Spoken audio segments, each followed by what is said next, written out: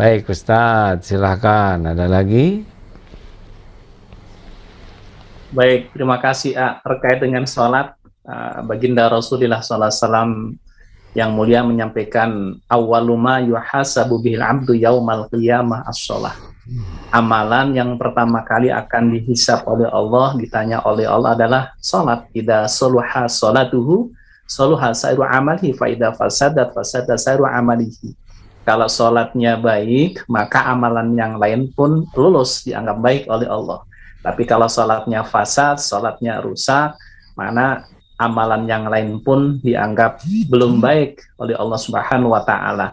Dan seseorang dianggap sholatnya baik dan tidak itu dilihat dari dua sisi. Yang pertama adalah makna yang terkandung dalam ibadah sholat, sejauh mana diamalkan dalam kehidupan sehari-hari. Sholat melatih kita menjadi orang yang bersih dalam kehidupan. Kita harus menjadi orang yang bersih, baik bersih lahir maupun bersih batin.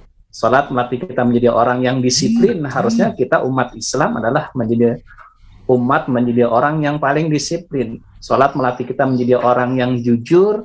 Harusnya kita umat Islam menjadi orang yang paling jujur. Dan masih banyak sekali hikmah di balik sholat tersebut. Yang kedua adalah dia dari sisi kefiahnya. Seseorang dikatakan sholatnya baik, tentu saja harus itba' ala Rasul, mencontoh Rasulullah SAW. Jadi kalau ibadah mahdoh itu harus itba' kepada baginda Rasulullah SAW. Tapi kalau ibadah yang sifatnya ghairu mahdoh, ibadah sosial, maka boleh kita tidak sama persis ya ibadah, misalkan kegiatan-kegiatan sosial, pengamalan sosial dan lain sebagainya. Kemudian di dalam Al-Quran ini juga Allah berfirman di surat Al-Baqarah ayat 143, wa ma kana Allahu liyudhi'a imanakum innallaha bin-nasi laraufur rahim. Jadi Allah menyebut orang yang mengerjakan sholat dengan sungguh-sungguh adalah orang yang memiliki keimanan dan keyakinan kepada Allah Subhanahu wa Ta'ala yang kuat. Jadi bukti seorang sungguh-sungguh menjadikan sholat sebagai prioritas utama. Jadi harusnya sholat itu menjadi sesuatu yang dinanti-nantikan. Ya, jadi ketika kita beraktivitas, kita bekerja, itu harusnya adalah menjadi waktu yang kita pergunakan dalam rangka menunggu waktu sholat. Kenapa? Sholat itulah saat kita untuk bisa berdialog, arada ayatakalam ilallah fal yusalli. Kalau kamu ingin berdialog dengan Allah Subhanahu wa Ta'ala, maka dirikanlah sholat. Itulah baginda Rasulullah SAW mengajarkan kepada kita seperti itu. Baik, nah sudah menyampaikan betapa spesial sekali ya, sedih, sholat akan ada kebahagiaan, takut, sholat ada perlindungan, punya keinginan, sholat akan dipilihkan yang terbaik. Pokoknya apa-apa sholat, sholat, sholat, karena dalam sholat itu sudah terkumpul zikir yang sangat lengkap, zikir dalam keadaan wudhu, zikir yang menghadap kiblat, ada takbir, tahmid, tasbih, tahlil, ada syahadat, ada sholawat, ada fatihah, ada ayat Quran, ada ruku, ada sujud, ada doa di antara dua sujud, ada salam. Jadi komplit sekali. Makanya kalau kita betul-betul memperbaiki sholat kita yang biasanya diawali dengan memperbaiki wudhu, insya Allah kita dapatkan qad aflahal mu'minun alladzina hum fi sholatihim khashi'un. Ini ada Dr. Asep, kita sekarang ingin tanya juga nih dari segi kesehatan efek sholat. Nanti dari segi dari segi ruhiyah, kemudian aturannya, lalu bagaimana dari segi kesehatan dan bagaimana orang-orang yang sholatnya bagus dalam fungsi sosialnya. Waduh, kenapa nih Ustadz bingung bawa pindah-pindahin kamera terus Ustadz? Ya, tidak semuanya sudah terlatih dengan kamera. Mana nih Dokter Aher? Ya, Masya Allah, ya. Nah, bisa diceritakan apa yang didapat tentang kehebatan sholat dari segi ilmu kesehatan? Baik, Kak. Terima kasih. Assalamualaikum warahmatullahi wabarakatuh. Ada 4 aspek kalau kita kaji, paling tidak dari aspek kesehatan kaitannya dengan sholat. Yang pertama adalah aspek fisik, Kak. Dari aspek fisik itu terpengaruh ada 3 faktor. Yang pertama adalah masalah kebersihan individu.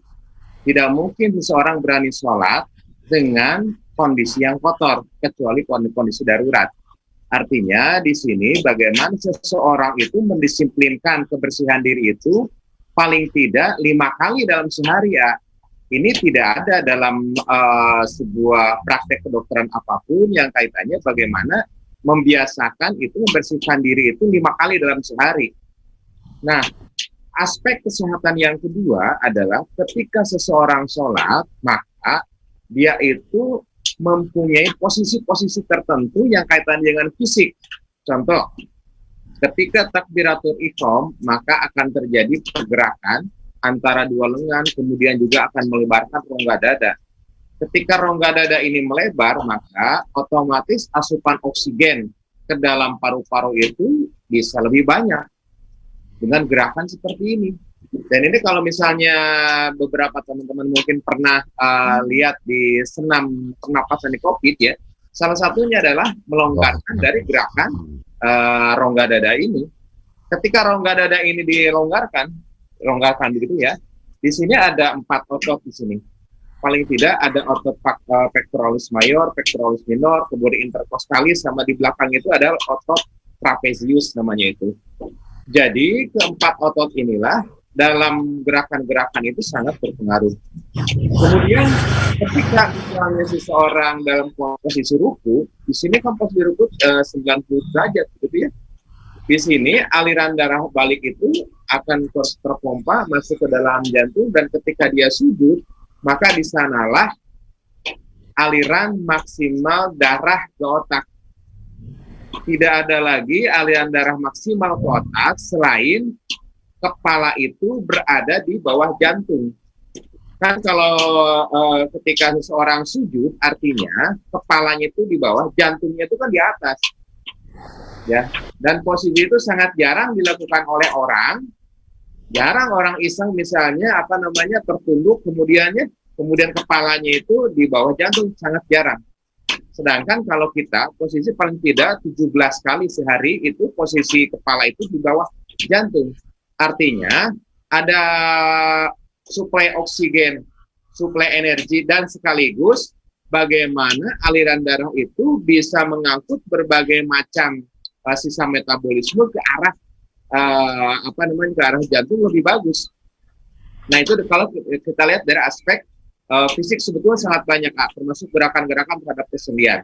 Yang kedua adalah aspek psikis. Jadi dari kajiannya itu ada kajian, saya sudah mengumpulkan beberapa kajian. Ternyata pada orang-orang yang melakukan sholat ada 3 keunggulan di sana. Yang pertama adalah meningkatkan ketenangan. Hal ini dibuktikan dengan dominansi gelombang alfa yang terekam di dalam otaknya, di mana gelombang alfa itu menunjukkan seseorang itu dalam keadaan tenang, dalam keadaan enjoy begitu ya, dalam keadaan yang memang aspek moodnya itu bagus. Kemudian yang kedua, ternyata dengan aspek ketenangan itu berpengaruh terhadap sistem kendali, yaitu sistem hormon dan sistem saraf. Nah, aspek yang ketiga, selain tadi aspek fisik, kemudian kemudian juga aspek psikis, yang ketiga adalah aspek dari hati, dari kolbu. Ini diukur memang agak mirip dengan yang disebut dengan psikoneuroimunologi namanya. Jadi antara aspek psikis dengan saraf dengan sistem imun. Nah, kaitannya dengan sistem imun ini juga ternyata memang dengan sholat itu bisa melejitkan sistem imun 2, imunitas seluler dan imunitas humoral. Nah, tapi untuk mendapatkan benefit-benefit tadi ternyata tidak semua orang dapat. Ada syarat dan ketentuan katanya. Syarat ketentuan misalnya satu untuk aspek psikis, fisik, yaitu gerakannya. Sudah seberapa benar gerakannya itu, dia itu melakukan dengan gerakan yang memang standar dilakukan. Jadi kalau misalnya Allahu Akbar seperti itu atau gerakan musuhnya punten ala kadarnya, ini mungkin benefitnya tidak akan didapat terlalu banyak. Kemudian juga misalnya aspek bagaimana ketika dia itu berkonsentrasi kehusuan, ini juga akan berdampak pada benefit yang didapat gitu. Jadi itu mungkin sekilas